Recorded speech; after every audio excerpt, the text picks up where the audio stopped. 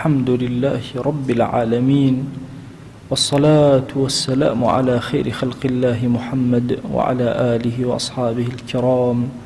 وتابعيهم بإحسان إلى يوم الدين. ربنا أرنا الحق حقا وارزقنا اتباعه، وأرنا الباطل باطلا وارزقنا اجتنابه. ربنا آتنا في الدنيا حسنة وفي الآخرة حسنة وقنا عذاب النار. إيمان داراني سربرز دوام لزاتي باهي پروردگار، رجو طاعة عبداتي كان لقبول كردبين خوايا إيمي زلي گنهبار هاناو نالي درون من بوليتو يا إلهي عبداتي كان من لقبولك يكيق لبابة زور گرنگا كان كبيوستا خصلتك همو إنسانك إيمان دار تيابت وهتا استشوري إسلامي كماوة وتا أمرو هتا أمروش إسلام همو رجاك برتو أداتو زياتر أبي وبهستر أبي بهوي أم خالوية كنابي أمتكي بيغمري خواص الله عليه وآله وسلم قد فراموشي بكن أو جبريتي لفرمان بچاك ورقري كردن لخرابا أركي سرشاني همو مسلمانك، حاكم وغير حاكم، ملا وغير ملا، شيخ وغير شيخ، داعي بانخواز وغيري أو مسؤول ونا مسؤول، همو جروب إسلامي كان بتيك رابا بيت جيوازي، سواء أوانيك خوان بأهل تصوف أزانا، يا خوان بسلفي أزانا، يا خوان بجهادي أزانا، يا بخوان بالدعوية سياسي أزانا. هر شتيكو هر جروب هر كور يقول لنا أمتا واجبك لسرشان يعني چون نيوجكان يعني جيب جيئكن أو فرمان بچاك بكن والرقري لخرابة بكن. إمام النبي رضا ورحمة خواهي بأفرمي بزان أمر بمعروف ونهي لمنكر باب عظيم به قوام الأمر كله أفرمي همو أمر الدين أم دارقايكي زور قوري فرمان بچاك والرقري لخرابة. همو أمر الدين أجر كوي كينو ألواكو أبيتو بشوك أبيتو. إمام غزالي أفرمي قطبي أعظم لدينا بريتي لفرمان بچاك والرقري كردن لخرابة. خوای جان لقرآنی پیروزه چند دین آیت باسی ام بابتی کردوا فرمان بچاکا ڕێگری کردن لخراب. أفرمي ولتكن منكم أمة يدعون إلى الخير، بأمتك لأيوة بشق لأيوة كوملق لأيوة هميشه بانخواسي يكن خلق بانخيش كان بو خير، ويأمرون بالمعروف وينهون عن المنكر فرمان كان بچاكا ڕێگری بكن لخرابا. وأولئك هم المفلحون، بس أوانا مفلحا أوي أم بانقوازة هالقريت شاني أما هالقريت ولو كلمة يشي ورقت بيقينت أو مفلحو سرفرازة. إما بوشي باشترين أمة هالبجران لنا ويهود ونصارى وهم أمة كان يترو بيغمبران يتر عليهم الصلاة والسلام. أولو العزم بينجن بسبينج بيغمبر لقرآن ذكر كراون جماري پیغمبران کز نازانت چنێکن ئەوەندە زۆرن. هەندێک ڕێوای دەفەرمێ 124,000 پیغمبر هاتووە خوا جل جلاله ڕەوانەی کردو بۆ ئیرشادی ئینسانیەت. لەناو هەموو ئەمانە ئومەتی محەممەد المصطفى عليه الصلاة والسلام بەرزترینیانە. بۆچی؟ ئەفەرمێ كنتم خير أمة أخرجت للناس، باشترین ئومەتێکن ئێوەم هەڵبژاردوون لەناو هەموو ئەو ئومەت و گەلانەی ترا. بۆ چونکە ئێوە تأمرون بالمعروف وتنهون عن المنكر فرمان بچاك أكن والرقري لخراب أكن. پیغمبریان صلى الله عليه وآله وسلم لزور فرمایشتا باسی کردو یک فرمایش لخزمتانا باسکم که افرمای یان فرمان أكن بچاك والرقري أكن لخراب یان خوا سلطانك ظالم أنيريت سرسرتان الرز لبيا وقورو معقولة كانتان ناقري والرحمج بمنالا كانتان ناكا عقوبة أدا خوا جل جلاله بسلطان ظالم. بويا زانان أفرمون لكوا سلطاني ظالم هبو إلا مسألة أمر بمعروف والنهي عن المنكر خلل شتايا أبي مسلمانان بلامر بن أو خلل شار سركن هتاوكو سلطاني الظالم بسر يعني ونمن زور ضرورة كسي إيمان دار أكي لم خاصة به فرمان بچاك والرقري لخرابه. إما أزانين هرچيشتي دين للدلا ودس بي أكابو الزمان إنجابو كردو حتى إيمان هنان إنسان يكم جار إيمان للدلاء هنا دواي بزمان إقراري أكا دواي كردو شاهدي لسر أدا كتشي سبحان الله فرمان بچاك والرقري لخرابه بعكسه لدسو كردو ودس بي أكا إنجا يبو زمان إنجا يبو الضل تنها لفرمان شاكا الرقري لخرابه أألم خالا عكسه. يعني تو يكمن جار کە هەوڵی چاکەکاری ئەدەی فەرمان بە چاکە یا ڕێگری لە خراپە لە دەستەوە دەست پێکەی لە کردەوەوە ئەگەر پێت نەکرا بە زمان ئەگەر پێت نەکرا بە دڵ. بۆیە سوبحان الله زانایان زۆر لەسەر ئەمە هەڵوێستیان کردووە تۆ چۆن فەرمان بە چاکە ئەەکەی، تۆ چۆن ڕێگری لە خراپە ئەەکەی، یاساکانی چین، چۆن صفاتی تۆ چییە کە تۆ ئەم کارە ئەەکەی. بۆیە ئیمامی غەزالی ئەفەرمێ هەرچی منکەرێک لەسەر زەویە هەیە لە سێ حاڵەت تەجاوز ناکە. هەرچی منکەر هەیە لەم سەر زەوی گۆی زەویە لە سێ حاڵەت تەجاوز ناکە. یەکەمیان منکەرێکە ڕوویداوە ڕۆشتووە، بۆ نمونە کەسێکە عارەقی خواردووە، کەسێکە دزی کردووە ڕۆشتووە. ئەفەرمێ ئەمەی کە ڕۆشتووە تەنها سوڵتانی مسلمانان بۆی هەیە محاسبەی خەڵک کات و لێ کۆڵینەوە کات و داری حەدیان لێ بدات و ئەڵێ ئیشی عامەی مسلمانان نییە. واتە کەسێک کە عارەقی خواردووە ڕۆشتووە تازە عارەقی خواردووە تۆ نای سەرزەنشتی کەی لەسەرەوەی عارەقی خواردووە لێگەڕێ. ئەگەر خلافەتی مسلمانان هەبوو ئەوە دەسەڵاتی مسلمانان ئەو خۆیان بۆ خۆیان چارەسەری ئەکەن. ئەگەر ئیتر سەواء داری حەدی لێ ئەدا تعزیری ئەکا و حاکمی مسلمان ئەو کاتە بڕیایی لەسەر ئەدا چۆن تەسبیتە بێ، چونکە ئەوان هەمووی ئەحکامانی تەفسیلن لە دینە بچووک نین. قاضی مسلمانان حاکمی مسلمانان بڕیای لەسەر ئەوانە ئەدا. ئەفەرمێ دووهەمین جۆر لە جۆرەکانی گوناهێکە ئێستا کەسەکەی تایە. ئەفەرمێ حەدی ئیمکان چەندێ پێت کرا ئەگەر بچووکی کەیتەوە کەمی کەیتەوە بە هەر بارێکە تۆ ڕێگری و کردووە لە خراپ. ئەگەر زانیت بە دەرکەوتنی تۆ ئەمانە وازەهێنن لە کاری فاحشەیەک لە شوێنەکە ڕوو ئەدا، ئەزانی ئەگەر تۆ لەو شوێنە دانیشی فاحشەکە ڕوو نادا تۆ بڕۆ دانیشە بە فاحشەکە ڕوو نەدا. ئەمە ڕێگریە بەکردەوە. ڕێگری بەکردەوە ئەمە هەندێک وا تێگەیشتوون کە تەغییری منکەر بەیەد ئەوەیە ئیلا بەدەست لە کابرا بدەی، ئەمە غەڵەتە. مهم بەکردەوەکانی تۆ بە چ شێوازێک لە شێوازەکان کەمە کردەوە خراپە کەمی کەرەوە. هەومان چیرۆکی داستانی بەنو ئیسرائیلمان بینیەوە کابرا 3 ڕۆژ پارەی بەخشی، ڕۆژی یەکەم یای بە دزێک و دواتر دای بە داوێن پیسێک و سێمین دای بە دەوڵەمەندێک. هەموو جارێک ژێگەی خۆی باشترین خەیرەکەم وتی بەخوا خوای هیچ پارەم نەمارسێکی زوو بەخشیم هیچی جێگەی خۆی نەگرت. خوا مەلائیکەی ناردە خوارەوە هەرسێک جێگەی خۆی گرت. دزێکە وازی لە دزی هێنا، زیناکارەکە وازی لە زینا هێنا، دەوڵەمەندەکە فێری بەخشندەیی بوو. واتە بە هەر شێوازێ لە شێوازەکان تۆ منکەر کەم کەیتەوە ئەجر و پاداشتی خۆتە وەرگرتووە وەلەو کەسانە مشارکی لەگەڵ ئەو کەسانەی کەوا منکەر بەیەد ئەکەن، بەدەست ئەکەن، بەکردەوە ئەکەن. ئەفەرمێ منکەریەت زۆر گرنگە ئەگەر ئینسان بتوانێت توانە و دەسەڵاتی هەبێت چەند توانی بەکردەوەکانی محاولەکە ئینکاری منکەر بکە.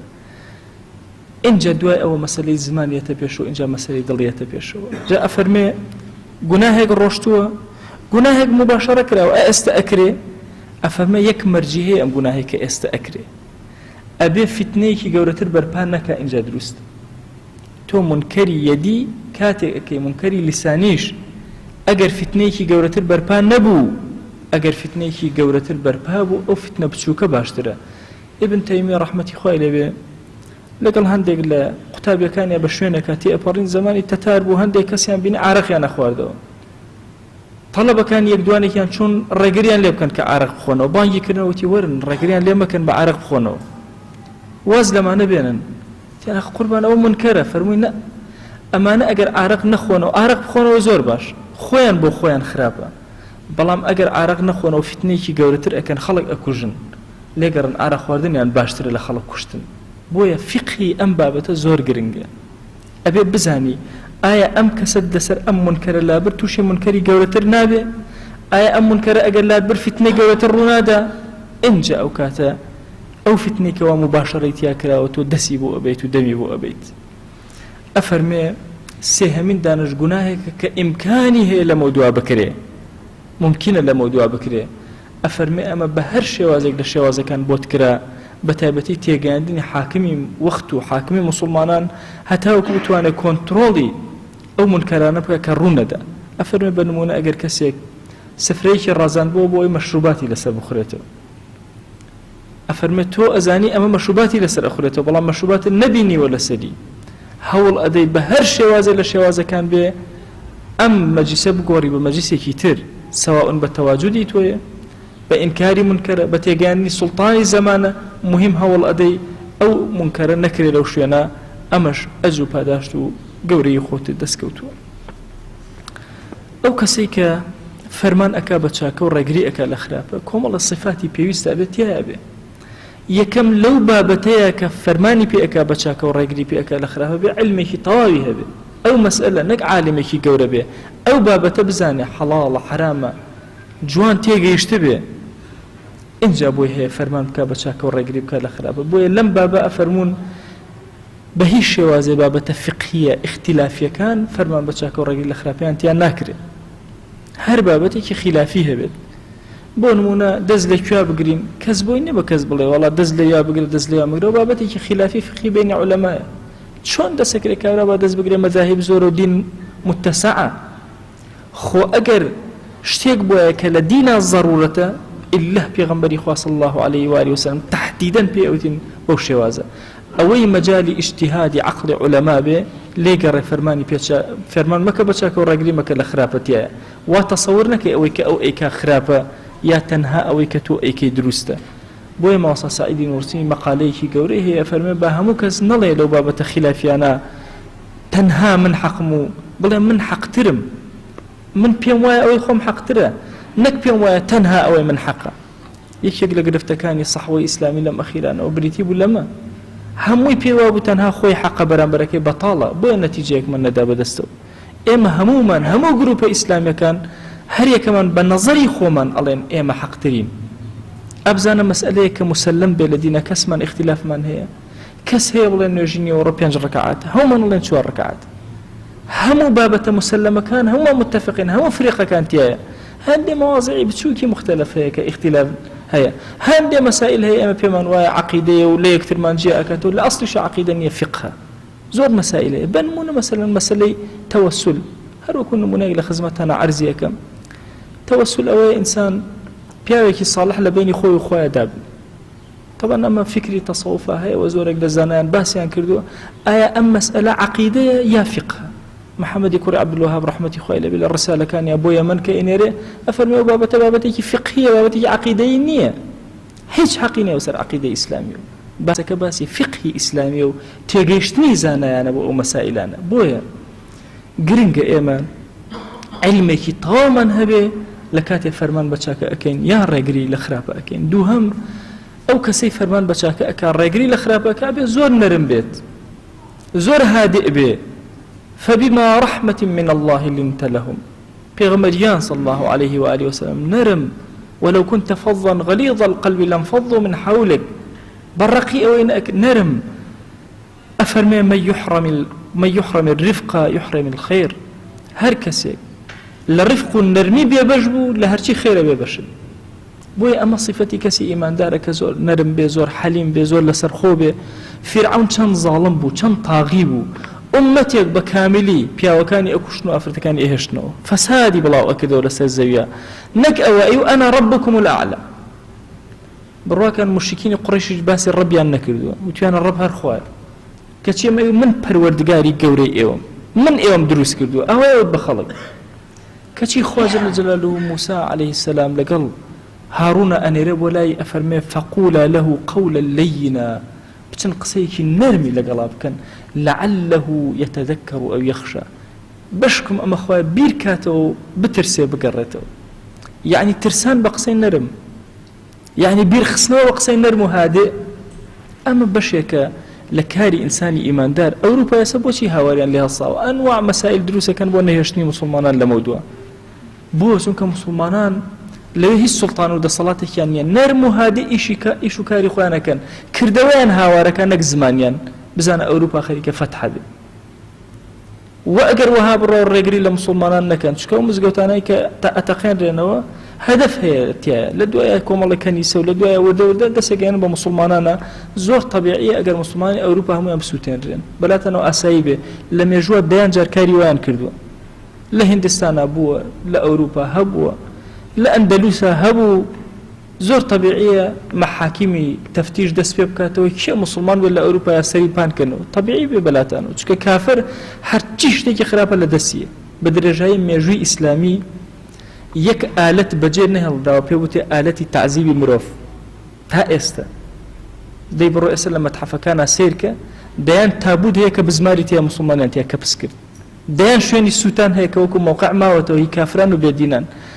بۆیە کاری مسلمان کاری نەرم و هادیە ئەوەی بە نەرمی مسلمان پێ ئەکرێ بە گرژی پێ ناکرێ بۆیە زۆر بە نەرمی ئەو کەسەی فەرمان بە چاکە ئەکا بێ زۆر نەرم و هادیە بێ ئەبێ زۆر بە سەبر بێ وا تەسەور نەکە یعنی پشوویەکی درێژی هەبێ لە مەسەلەی مونکەڕە کە ڕێگری لێ ئەکا ئێمەی میلەتی کورد طەبیعەتێکمان هەیە زۆر زوو هەڵەچین زۆر زوو هێواشە بینەوە منکەرێک ئەبینین هەمومان تووڕە ئەبین دوای لە حەزاتێک عادەتی ئەبینەوە لەگەڵ منکەرەکە ئەبێ سەبرێ هەبێ لەگەڵ مناڵتە لەگەڵ خێزانتە لەگەڵ دەوروبەرتە لەگەڵ ئەو منکەرانەی کە ئەیبینی ڕۆژانە نەفەسێکی زۆر دوور و درێژ هەبێ ئەگەر دۆستێکت هەبێت 10 ساڵ لەگەڵ یا بگەڕی بەس بۆ ئەوەی منکەرێکی پێتاواکەی منکەرەکە و پێتاواکە تۆ کارێکی زۆر گەورەت کرد بۆ ئومەتی پێغەمبەری خوا صلی الله علیه و آله وسلم بۆیە ئەبێ سەبرێکی زۆر گەورەی هەبێ ئەو کەسەی فەرمانەکە بە چاکە و ڕێگری ئەکا لە خراپ اینجا ئەبێ تەواضوعی هەبێ نەرم بێ هادیء بێ نابێ خۆی بە چاکتر بزانێ ئەمە یەکێکە لە گرفتەکانی داوای ئێمە وا ئەزانین ئێمە زۆر چاکین بەهشتین و ئەو عالەمە هەموو جەهەنەمی نابێ بەم شێوازە بیرکەیتەوە ئەو کەسەی صفەتی فەرمان بە چاکە و ڕێگری لە خراپەی تایە ئللا ئەبێ کەسێکی متەواضع بێ خۆی بە کەم بزانێ تەمەنای ئەوە بکە ئەم خەڵکە هیدایەت وەرگرێ هەمیشە خۆی بە پەیژە بزانێ کاک ئەحمەدی موتیزادە ئەفەرمێ ئای خوای گەورە ئێمە بکردایەوە پەیژە خەڵک پێی بەسەر ئێمە بنایە و بچواتە سەربان خەڵک هیدایەتی وەرگرتایە سەیری خۆت مەکە گوناهباری تاوانباری ماوەسا سەعیدی نورسی ئەفەرمێ داری مێو چەند ناشیرینە خوار و خێچ بەڵام بەرێکی چەند شیرینی جوان ئەدا ممکنە تۆ خۆت خوار و خێچ بی هیچ گوێ بەوە مەدە فەرمان بە چاکە بکە نەڵێ خۆم نایکەم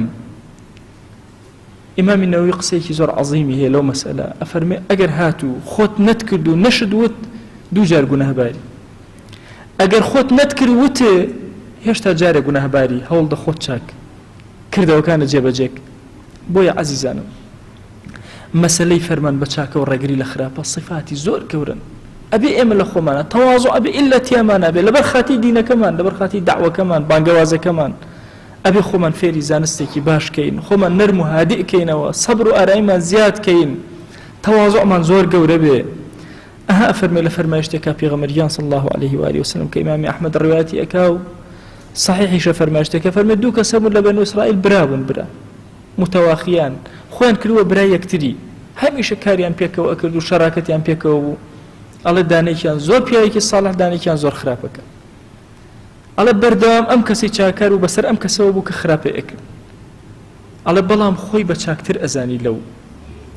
ئەڵێ ڕۆژێک چوو لەسەر گوناهێ گرتی وتی پێم نەوتی گوناهەکەی کەشفم کردی کاکە خۆ تۆ ڕەقیب نی بەسەر منەوە ئەچمە هەر شوێنەیە تۆ قەچێ بەسەر منەوە لێم گەڕە بە بینی خۆم و خوا هەرچی ئەەکەم خوا خۆی ئاگەی لە منە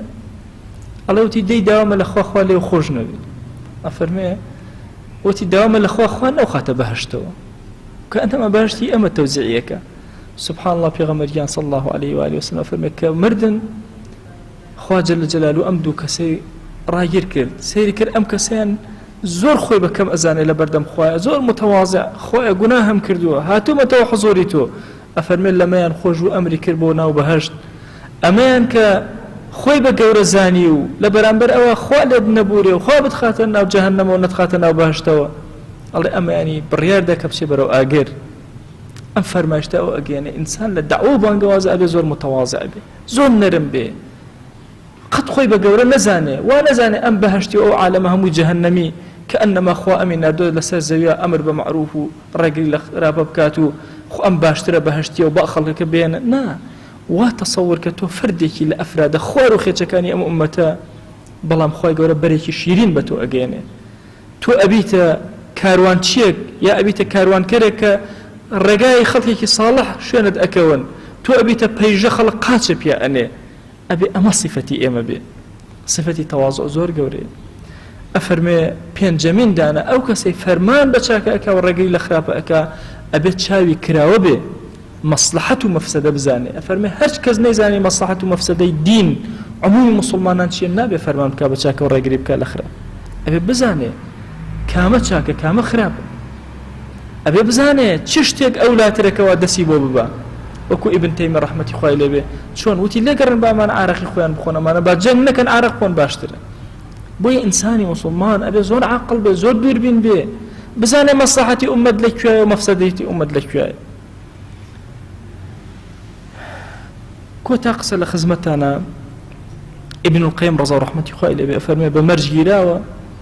ئەو کەسەی ئینکاری منکەر ئەکا بێت توانا و هێزی هەبێ. ئەگەر توانا و هێز نەبوو عاجز بووی دەستکاری هیچ شتێ مەکە، تەنها بەدڵ پێت ناخۆش، گوناهبار ناوی لە شەرعە، چونکە تۆ توانایەکت نییە، دەسەڵاتێکت نییە. فاتقوا الله ما استطعتم، چەندێ توانیتان ڕێگری ئەکەن، ما عەدای ئەوە ڕێگری ناکەن. هەندێک دۆستان پیان وایە ماوەسای ئاینی ئەبێ سەر زمانی و بن زمانی حەچی شتە لەم دینا هەر هەمووی باسکە. مەرج نییە، هەڵەیەکی زۆر گەورەی ئەو فکرە. ماوەسای ئاینی ئەبێ مەسالیح و مەفاسید بزانێ کام قسە ئیسفادەی هەیە بۆ ئومەتی پێغەمبەری خوا صلی الله علیه و آله وسلم بیکە، کام قسە بێکەڵکە نەیکە. ئیمامی عەلی ڕەزا و ڕەحمەتی خوای لێ بێ فەرمێ هەمیشە قسانێ بکەن بۆ خەڵک، وتانێک لە بوخاریە هاتووە، قسانێ بکەن بۆ خەڵک کە خەڵک پێی ئاشنا بێ، ئەتانەیە خەڵک خوا و پێغەمبەری خوا صلی الله علیه و آله وسلم بە درۆ بخاتەوە بەهۆی کردەوە و قسانێکەوە کە ئێوە ئەیکەن. بۆیە ئیبن عەباد سەر مەرگا فەرمووی زۆر شت هەبوو وتم و زۆریشمان لە سنگمان نەمتوانی بێڵێم وەچمە ناو گڵەوە. ئێمە وا تەسەوور نەکەین کە ئەبێ ئیلا هەرچی شتێکی هەمووی بخرێتە سەرەوە، ئەوە حکمت نییە. پێغەمبەری خوا صلی الله علیه و آله وسلم لە پەنای کەعبە نوێژی ئەکرد، کەعبە سیاسەتەوە ئەوەندە بتیتیا بوو، ڕۆژە نەیوت ئەم بتانە خراپە، ڕۆژە نەیوت بە ئەم بتانە بشکێن، نوێژی خۆشی کرد تا ڕۆژی دەسەڵات هەموویانی گۆڕانکاری بەسەرهێنا. بۆیە ڕەحمەتی خوا لە ئیبن القیم بێ ئەفەرمێ فأما العاجز فليس عليه إنكار إلا بقلبه. ئەو کەسێ عاجزە توانای نییە بۆی نییە ئینکاری منکەرکە ئیلا بەدڵ پێی ناخۆشەوتەوە. کەوا بوو ئێمە لە یاساکانی فەرمان بە چاکە و ڕێگری لە خراپە خەلەلمان هەیە. خەلەل بەخوا ئێستا کە سوڵتانی ئەم وڵاتەی ئێمە زوڵم بەسەرمانە دا ئەبارێنێ و هیچیشمان پێ ناکرێت و دەسەڵاتیشمان نییە ئیلا خەلەلێکی لە داعوە و بانگەواز و خواناسیمانە. ئەوە بگەڕێنەوە چارەسەری ئەمەکەین، هەموو شتەکان چارەسەرە بن. ئێمە زۆر کات پەلامار ئەدەین ئەمانەوە هەرچی شتە لەسەرەوە بیگۆڕین. ئەتۆ وەرە بزانە قاعدەی تەغییر لە دینە چۆنە. هەموو دین دراسی دکتۆراکەی خۆم لەسەر التەغییر فی المنظور القورآنی، گۆڕانکاری لەم ئومەتە چۆن ئەکرێ لە ڕووی قورئانەوە لە ڕوانگەی قورئانەوە چۆن ئەکرێ. هەموو گۆڕانکاری لە دڵەوە دەست پێ ئەکا، اینجا تەسکیەی نەفس دەست پێ ئەکا، دعوە بانگەواز دەست پێ ئەکا، اینجا سوڵتان و حکم دەست پێ ئەکا. کەچی ئێمە هەمیشە ئەپەڕین لە سوڵتان و حکمەوە دەست پێ ئەکەین، خۆمان هیچ نین. بۆیە عەزیزانم ئەم قاعدانەی کە لە خزمەتانە عەرزم کرد بۆ ئەوەی ئێمە چاومان کراوێ ئەرکی خۆمان بزانین. بەخوا ئێستا لەم گەڕەکەی ئێمە یەک منکەر هەبێ هەر هەمومان گوناهباری، ئەبێ بیرکەینەوە، هەوڵ بدەین، جوانترین ڕێگە هەڵبژێرین، باشترین قسە هەڵبژێرین، نەرمترین کردەوە هەڵبژێرین، هەتاوەکو ئەو منکەرە لە کۆڵەکەینەوە لەم گەڕەک. ئەگەر لەم هەڵەبجەی ئەمە منکەرێکە بێ هەموو خەڵکی هەڵەبجە گوناهبارە بێ لەسەری، ئەبێ هەموو ئەهلی هەڵەبجە هەوڵدا ئەو منکەرە نەهێڵێ. ئەو منکەرە مەرج هەر ئەوە نیە تۆ بەدەست و بە قووەت نا، ئەبێ ئەنواع بەتایبەتی ئەمڕۆ ئێمە عاجزین، سوڵتە بەدەست ئێمەوە نییە. 100 ساڵە سوڵتە بەدەست ئومەتی پێغەمبەری خوا صلی الله علیه وسلم نەماوە، هەمومان وەکوە لە سجنا بین. لە سجنا کەسێک منکەرێک ئەکات چۆن گۆڕانکاری بەسەر ئەکەی، چۆن چارەسەری ئەەکەی، بە چه ئسلوبێکی جوان، بە چه نەرمیەک، بە چه هادیەک، بە چه دوعایەکی خەیر. کوان عابدەکانی شەو سەهمی شەو وتراوە غەڵەت ناکە، کوا کە منکەرێک ئەبینی لە دراوسێکەت سەر ئەخەیتە سوژدە وەڵێ یا ڕەب خۆیە ئەم سەرە بەرز ناکەمەوە تاوەکو ئەو چارەسەر نەکەی. کوا ئەو عابدانێکەوە منکەرێک ئەبینن لە شارێکە ئارامیان لێ هەڵەبڕێت دەستیان بەرزەکەنەوە خۆیە دەستی زەلیلی نەوی ناکەن هەتاوەکو منکەرەکە چارەسەرەکەی. کوان کاتێک کە ئەبینن کەم تەرخەمیەکەیە هاوارەکەن و دەنگیان بەرزەکەنەوە بۆ لای خۆ ئەلاڵێنەوە هەتاوەکو خۆی گەورە ڕەحمان پێ ئەکا و دەرگای چارەسەرمان بۆ ئەکاتەوە. خوای گیان ئێمە زۆر گوناهمان کردووە، خەجاڵەتی بەردەم دیوانی تۆین، ئەمرێکە پەروەردگارە ئێمە گوناه بەرزە دەم دەرگای شەوانی قەدرا ڕاگرتووە. یا ڕەبی خوای گیان و ئێمە گوناهباری یان زەمانگە هاتینەوە لای تۆ، پەروەردگارە بەخوا کەسێکمان نییە دەردە دڵی لا تۆ بکەی لەلا بکەین تۆ نەبی یا ئیلاهی. دەستی ڕەشی گوناهمان بەرزکەوتەوە هاوارمان هێناوە، خۆیە لە گوناهەکانمان ببوورە. یا ڕەبی خۆیە لە گوناهەکانمان ببوورە، گوناهێ بە ئاشکرا کردومانە عەفومان کە، گوناهێ بە پەنهان کردومانە عەفومان کە، پەروەردگارە گوناهێ لە پێشچاوی مەخلوقاتەکانت کردمان شەرممان نەکرد عەفومان کە گوناهێک شەرممان لە مەخلوقاتەکانت کرد خۆمان شاردەوە بەڵام بێ ئاگا بووین لە تۆ خۆی عەفومان کە گوناهێ لەمە پێش کردومان عەفومان کە گوناهێ لەمە دوایی کەین و فریایتەوە بەناکەوین عەفومان کە خوایە بەزەی و ڕەحمەت و کەڕەمی خۆت بەسەرمانە ببارێنە ئەم ئومەتە هیدایەت بدە یا ئەکرەم الئەکرەمین خوایە هیدایەتی گەنجەکانمان بدە عاقبەتی گەنجەکانمان پڕ خەیر کە یا ئیلاهی یا ئەکرەم الئەکرەمین هانامان بە دەرگانەی تۆ هێناوە بەزەی خۆت بەسەرمانە ببارێنە عەفوی خۆت بەسەرمانە ببارێنە لێمان خۆش بە یا ئەکرەم الئەکرەمین یا ڕەبی خوای گیان ئێمەی خەجاڵەت بار لە ماڵەکەی تۆ هانا بۆ لای تۆ بەرزەکەینەوە هەمومان محتاجی تۆین بەخوا دڵمان پڕ لە داواکاری یا ئیلاهی ناتوانین بۆ کەسی باسکەین بۆ تۆ نەبێ دە پەروەردگارە هەرچی داواکاریمان هەیە پێمان عەتاکە هەرچی ئەوەی ئەمانەیە پێمان ببەخشە پەروەردگارە تۆ زۆر دەوڵەمەند و ئێمە زۆر هەژار بە هەژاری خۆمان داوای دەوڵەمەندی تۆ ئەکەین یا ئەکرەم الئەکرەمین خوای گیان تۆ کەریمی دەسی هیچ کەسێ ڕەت ناکەیتەوە دەسی ئێمەش ڕەت مەکەرەوە یا ئەکرەم الئەکرەمین خوای گیان لە گوناهی دایک و باوکمان ببوورە لە گوناهی برا و خوشەکانمان ببوورە لە گوناهی خزم و کەسوکارمان ببوورە پەروەردگارە لە گوناهی خێزان و مناڵ و هاوسەرمان ببوورە یا ڕەبی پەروەردگارە داوات لێ ئەکەین بە ناوی جوانە بە صیفەتی بەرزە بە ئیسمی عەظەمت ڕەحمەت و کەڕەمی خۆت بەسەرمانە ببارێنە